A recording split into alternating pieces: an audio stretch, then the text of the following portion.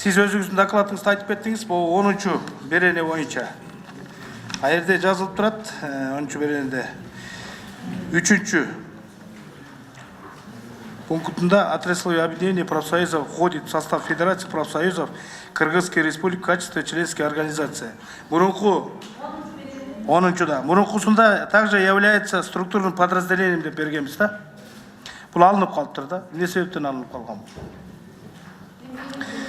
Biz Adel менен иштеп чыктык. Аделде дагы эксперттер менен карадык. Анан азыр талкууда көрөбүз. Биз азыр мындайда Лука Сакинда мен түшүнүп атам. Бул профсоюз жактан жүрүшөт, суранып. Эгерде биз структурный подразделение алып салсак, анда смысл теряется. Эмнеге биз прозрачный болсун деп атабыз. Эмнеге биз съезд менен шайлансын деп атабыз. Эмне үчүн ошо тармактык советтин кеңешинин директорлори Федерациянын төрагасынын сунуштамасы менен съездде шайлансын деп атабыз. Анда булар өзүнчө структурный подразделение кирбей өзүнчө боло турган болсо, анда бул өзү менен болуш керек да. Урматтуу депутаттар.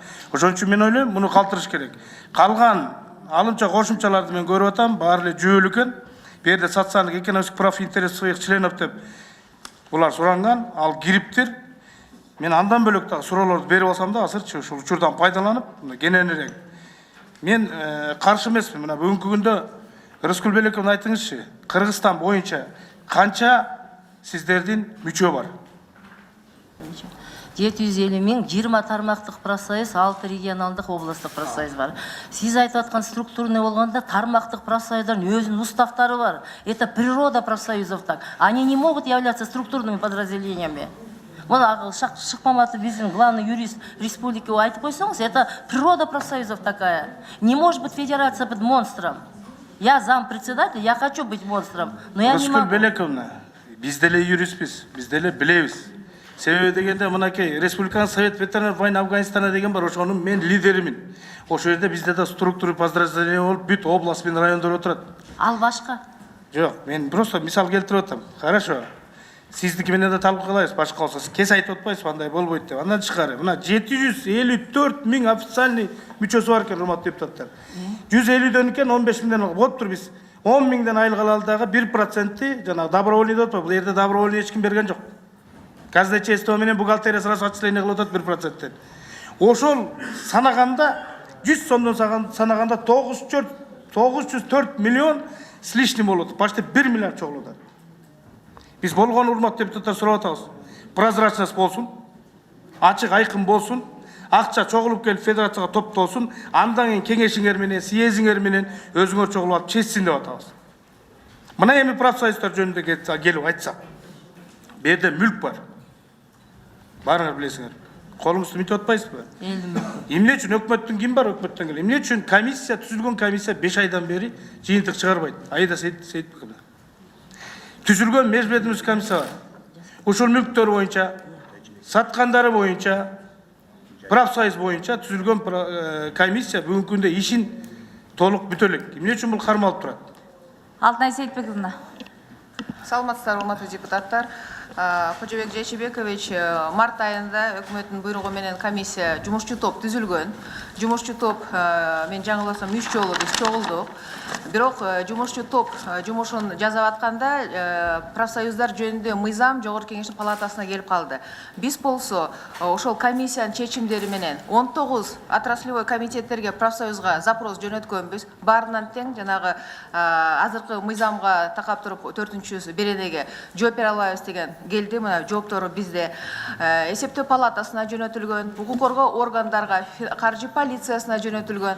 Алардагы вот жооптордун баары бизде турат. Жоопторун алган жообубузду биз болсо Мирлан Сагбекович Бакировго жөнөткөнбүз. Андан тышкары жумушчу топ бүгүнкү күнү азыр эмне себептен өз жумушун аяктай албай атат. Анткени биз болсо бүгүнкү күнү ошол профсоюздар жөнүндө эң негизги мыйзам, ал болсо ошо профсоюздар жөнүндө мыйзам. Бүгүн Жогорку Кеңеште мына 2-окууда каралып атат. Бизден жумушчу топ түзүлгөнү бир эле максаты менен түзүлгөн, ошол профсоюздар жөнүндө мыйзамдарды жакшыртуу максатында. Демек, ошол бүгүнкү өкмөт тарабынан берилген корутунду ошол мыйзамга, бул дагы ошол өкмөт өз позициясын ошол мыйзам боюнча көрсөтүп жатат. Алтынай Сейітбековна, түшүндүк. Жооп ала албай деген мен мындай көп ынанбайм да. Жооп алыш керек. Мен өзүмдүн выступлениемде айткам, бул профсоюз мамлекеттин ичинде мамлекет болбош керек. Мамлекеттин мүлктөрүн иштетип атат. Булар коммерческий деятельность кылып атышат. Кимге? Жашыруун. Ошол эле Ала Тоо пансионат, ошол эле Жалал Абад курорт жана бөлөктөр бүгүнкү күндө мен айтып коеюн, Алтынай Сейитбековна, сатылган объектилер боюнча, если мамлекетке кереги жок болсо, бүгүнкү күндө сиздерге кереги жок болсо, анда бири-бириңерден жооп ала албай отура бериңиздер. Профсоюздун уставы ушундай жазылган, мыйзам ушундай жазылган, биз жооп ала албайбыз деп. Ананевадагы пансионат Байсорунду, муну акырына жетиш керек, текшериш керек, кандай сатылган. Достук гостиницасынын 47%, анын ичинен ошол жерде Абакиров деген аксакалыбыз өзүнө 4% алып алганы. Муну карагыла. Эски сатылып кеткен Спартактын кичи аренасы, Ноокаттагы турбаза Апширата, Чолпон-Атандагы бюро путешествия, Караколдогу бюро путешествия, гостиница Саякатта ошонун төрагасы Иманалиев Бакыт деген экс-депутат арендага 49 жылга алып туруп Кытайларга берип койгону, бүгүнкү күндө аны кредитке залогко коюп туруп акча алганы $2 миллион. Эмне үчүн буга жооп ала албайсыңар? Андан тышкары Осмонов аксакал отурасыз, мени жамандап коюп. Жамандабасаңыз болмок, өзүңүзгө айтып коеюн. Эки должностто отургансыз, профсоюздун төрагасы болуп, и тармакта да акча алгансыз, и профсоюзда да акча алып отургансыз. Андан тышкары сизге 3 уголовный иш козголгон убагында Жалал Абад курортундагы 10 миллиондон ашык акча боюнча. Сиз эмнеге деген НТСтеги передачада айтып атасыз, Кожобек Жайчыбекович бир кезекте участок сурап, жер тилкесин сурап бизге келген деп. Кайсы документиңиз бар? Жана мен кайсы жер тилкесин алып турмун? Ушуну мыйзам талаасында мага аныктап бериңиз. Бере албасаңыз, антип айтпаңыз. Андан тышкары мен бул профсоюз советиндеги айлыктарына токтолуп кетсем, мен кантип алдым, каерден алдым, кийин Алтынай Сейитбековна териштирип алсаңар туура чыгат. Тажыбаев Элдар мырза отурасыз. Сиздин орточо айлыгыңыз бүгүнкү күндө 236 миң сомду түшөт. Жок, сиз караңыз, күлбөңүз. Текшерип келгенде чыгат. Токтогулов Асылбек 159 миң. Профсоюзов, работник образования наукада. Жакыпов деген жигитибиз бар, бүгүн зампредседатель Горно-Металлургический профсоюзда. 2014 жыл алган айлыгын эсептегиле. Алган айлыктарын. Тажыбаев мырза, мен жөн айтып аткан жокмун. 7 миллионго жакын акча кумтөрдү кошкондо. Разбазаривать эмгекчилердин акчасы. Туура эмес болсо, доказывать этиңиз. Сиз азыр баягы жабык нерсени айтып атасыз. Жок, кечирим сураса мен даярмын кечирим сураганга. Рысалиева, сиздин Горно-Металлургическийде иштеген адам, ал дагы алып атат. Мен сизге айтып коеюн канчалардан алып атканын. Рысалиеваныкы месяц 99 миң. Сиз месяц бөлгөндө эки жерден алып атат. Профсоюз металлургический правкомдон алып атат, андан тышкары центр исследования деген бар силерде. Жакыповдор ошол жерден алып атат, бүгүнкү күндө 102 миң алып атат. Казиев, председатель профсоюза государственного муниципального учреждения 77 миң 520 миң сом алып атат. Кыдырбаева 60 миң, культураныкы. Жайчиева культураныкы 82 миң. Осмонов аксакал леснойдо жазып алыңыз. Кийин доказывать этесиңер текшере келгенде. Осмоновтуку 59 миң 086. Мен орточо айлыктарын айтып атам. Салиев Накен 90 миң здравоохраненияныкы. Каратаев 71 миң здравоохраненияныкы. И еще профсоюз работы энергетикники 74 миң 642. Бул среднен биз эсептеп чыктык. Бүгүнкү күндө эгерде туура эмес болсо аны тастыктайт. Силерди эч ким текшере албайт экен, аны айтыңызчы. Бүгүнкү күндө бу жерде отурасыз. Осмонов Канат мырза, сиздики бир айда канча чогулат отраслевой? Канат Асбаевич, канча чогултасыз 1%? 1% сиздин тармак бизге келип түшкөнү 40% чогултулгандан 60% ошол жерде калат. Билем аны. Ошол бир жылда 1,5 миллион сом. Хорошо. Булар мындай кылып алган урматтуу депутаттар. Мынакей министерство тармактагы мектеп, райондой мектеп, областной мектеп өздөрүнө 40%, бирөөнүкү 30%, бирөөнүкү 50% кылып бөлүп алып келип, баарын поровну бөлүп алышкан. Поровну бөлүп алышкан. Эч ким не обижается. Бул жерде эч ким бири-бирине сөз айтпайт. ошентип бөлүп келаткан нерселер.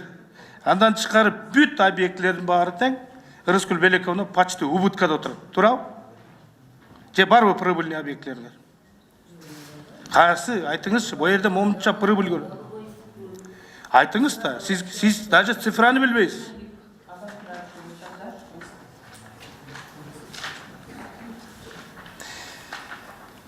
Андан тышкары дагы бир жолу айтып коеюн.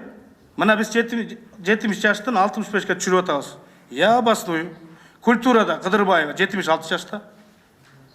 Строитель жагында Султакеев 72 жашта. Коммунальщик Сурлеев 72 жашта.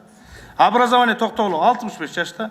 Медиктердики Салиев 74 жашта. Ош областын профсоюз Мусаев 70 жашта. Бабаева Ырыскүл, Баба Белековна сиз 66-дасыз. Нарын Курмангожаев 69 жашта. Тыйынка Дастан Плотников 65 жашта. Связ Омралиев 69 жашта. Госучреждение Кызыев 67 жашта. Лесниктики Осмонов 66, Кадралиев 65 жашта. Жакшы дагы 81 жашында дүйнө салып кетти. Минтрас Исаков Аптыкасы деген аксакалыбыз үйүнөн өлгөн жакшы болуптур, ага да төлөмөкпүз. Өмүргө узун болсун. Бирок өмүр бою 35 жылдан бери айланып мунун баарын ээлеп отурган туура эмес деп ойлойм. Ошон үчүн бөлөктөргө да сөз берейин. Бүгүнкү күндө биз профсоюзду ачык айкын болсун. Ошончо чогулган акча, элдин акчасы, элге кетип атабы, кеткен жокпу? Элдер эс алып атабы, эс алган жокпу? Ал фот деген бар. Ага милдеттүү түрдө мамлекет которуп берип атат, өкмөт. А 1% жанакындай кылып туруп чогулуп алып, мен ашы еще жете элекпиз. Бирок сиздерди текшере турган орган жок экен, текшериш керек. Ордуна коюш керек. Мынакей больницалар ремонт болбой турат, мектептер салынбай турат, садиктер жок. Мынча акчаны бир топтошкон адамдар бөлүп алышына биз бүгүнкү күндө өкмөт менен, жогорку кеңеш менен бөгөт коюшубуз керек. Мына менин акыркы сөзүм. Чоң рахмат.